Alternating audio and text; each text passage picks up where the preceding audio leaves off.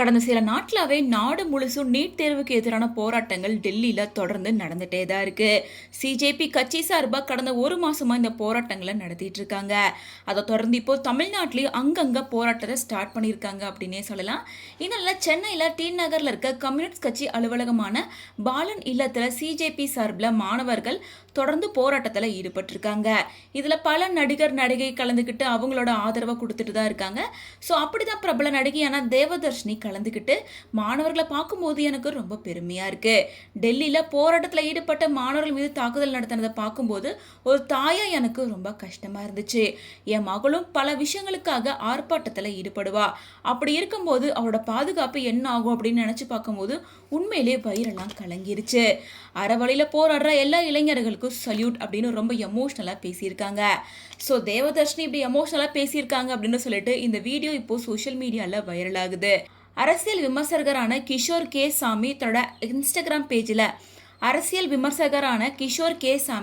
அவரோட ட்விட்டர் பேஜில் ஒரு போஸ்டர் ஷேர் பண்றாரு.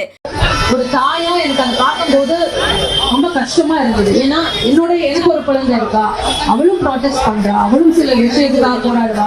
அப்ப அவளுடைய சேஃப்டி என்ன அப்படின்ற மாதிரி எனக்கு உள் மனசுல வயதெல்லாம் கலக்குச்சு. இந்தியாலேயே நீட்ல நம்பர் 1 ரிசல்ட்ஸ் கொடுக்கிற வேலம்மாள் போதி கேம்பஸோட நீட் ரிப்பீட்டர்ஸ் பேட்ச்ல சேருங்க.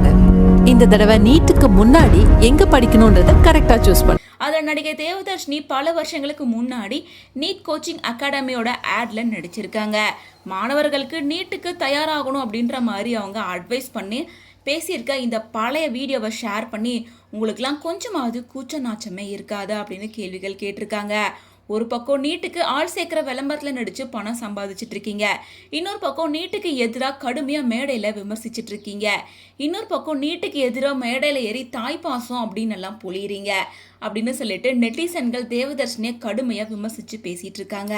இதை தொடர்ந்து இன்னொரு பக்கம் சனம் செட்டு இன்னைக்கு இதே மேடையில் பேசும்போது நான் தளபதி ரசிகை ஜனநாயகன் படம் நேற்று தான் பார்த்துட்டு வந்திருக்கேன் அப்படின்னு சொல்லி ஆரம்பிக்கும் போது அங்கே இருக்க எல்லாருமே கடுப்பாயிருக்காங்க.